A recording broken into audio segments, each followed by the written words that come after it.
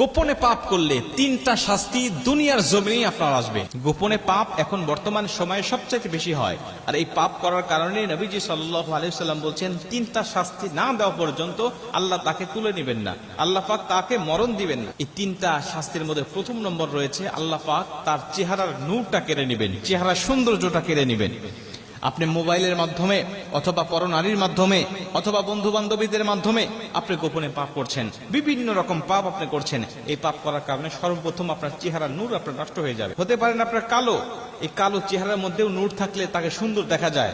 আপনি খুব ফর্সা, খুব সাদা, কিন্তু চেহারায় নূর নাই, আপনাকে ভালো দেখাবে না। এই জন্য নূর একটা বিশাল আল্লাহ পাকের পক্ষ থেকে নিয়ামত, এটা আল্লাহ পাক সবাইকে দেন না। 2 নম্বরে নবীজি সাল্লাল্লাহু আলাইহি ওয়াসাল্লাম বলেন তার রিজিকের বরকত আল্লাহ তুলে নেয়, রিজিকের বরকত আল্লাহ তুলে নেয়, রিজিকের দরজাগুলো আল্লাহ বন্ধ করে দেয়। সে কামাই করে অনেক টাকা, অনেক টাকা সে মাসে মাসে ইনকাম করে, কিন্তু এই টাকাগুলো কোন দিক দিয়ে নষ্ট হয়ে যায় সে কিছুই টের পায় না। একটা ইমাম বা একটা সাধারণ মানুষ, একটা খেটে খাওয়া মানুষ যে কাজ করছে, প্রতি মাসে 15 থেকে 20 হাজার টাকা ইনকাম করছে, সারা মাস ছেলে সন্তান নিয়ে খাবার দাবার খেয়ে আরো কিছু টাকা সে সঞ্চয় করতে পারে, জোগাড় করতে পারে, এগুলো সে এক্সট্রা রেখে দিতে পারে। কিন্তু পৃথিবীতে এত মানুষ হাজারো রয়েছে তারা লক্ষ লক্ষ টাকা ইনকাম করে, কিন্তু এই টাকার মধ্যে কোনো বরকত নাই।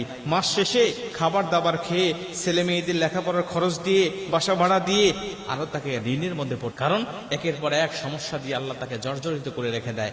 তার অসুখ, স্ত্রীর অসুখ, ছেলে সন্তান অসুখ, বিভিন্ন বিপদ আপদ বালা মুসিবত, বিভিন্ন সমস্যার সম্মুখীন করে সব টাকাগুলো মাস শেষে আরো ঋণ করতে হয়। এটাই হলো বরকত। আল্লাহ রাসূল এজন্য বলছেন তোমরা কখনো গোপন পাপে লিপ্ত হবে না, প্রকাশ্য পাপেও লিপ্ত হবে না। কারণ এই পাপগুলো যখন মানুষ করে তখন আল্লাহ পাক তার রিজিকের দরজাগুলো বন্ধ করে দেয়। 3 নম্বরে নবীজি সাল্লাল্লাহু আলাইহি ওয়াসাল্লাম বলেন সৃষ্টি জগতের মন থেকে তার মায়া আল্লাহ পাক তুলে নেয়। কারণ নবীজি সাল্লাল্লাহু আলাইহি ওয়াসাল্লাম বলেন যখন আল্লাহ পাক কোনো ব্যক্তিকে ভালোবাসে তখন ফেরেশতারা ভালোবাসে, ফেরেশতারা যখন ভালোবাসে তখন এই ভালোবাসাটা পৃথিবীর সমস্ত মাখলুকাতের উপর ঢেলে দেয়। পৃথিবীর সমস্ত মাখলুকাতের অন্তরের মধ্যে যখন ঢেলে দেওয়া হয় তখন সমস্ত মানুষগুলো তাকে ভালোবাসা শুরু করে। কিন্তু যখন কোনো মানুষ গোপনে পাপ করে তখন আল্লাহ তাকে ভালোবাসে না, ফেরেশতারাও তাকে ভালোবাসে না, আর ফেরেশতারা সমস্ত মানুষের অন্তর থেকে তার ভালোবাসাটা কেড়ে নেয়। প্রিয় ভাই, এজন্য আমরা সবসময় চিন্তা করব, আমরা সবসময় মনে রাখবো আমরা কোনোভাবেই যেন আমরা মানুষগুলোকে কোনো পাপেই যেন আমরা লিপ্ত না হই। সবসময় আমরা পাপ মুক্ত থাকবো।